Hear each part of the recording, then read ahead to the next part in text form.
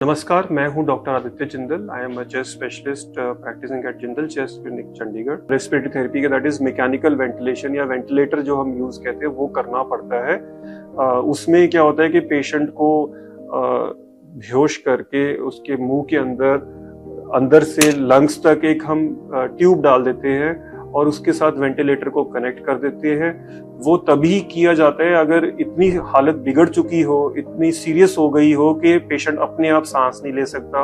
Oxygen therapy, BiPAP, इस तरह की सारी जो सॉर्ट ऑफ मोडालिटीज है वो फेल हो चुकी है।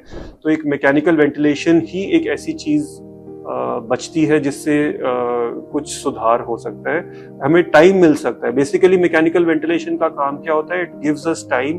तब जब तक हम दवाइयां देके पेशेंट की सिचुएशन सुधार ना पाए तब तक हमें वेंटिलेटर से हम पेशेंट की जो लंग्स को रिप्लेस कर दिया जाता है किस्म से, कि हम वेंटिलेटर से ही पेशेंट को ऑक्सीजन दे रहे हैं और वेंटिलेटर से ही वो कार्बन डाइऑक्साइड बाहर निकाल रहे हैं under full control. So the ventilator is like an artificial lung जो लंग्स को रिप्लेस कर रहा है for some period of time.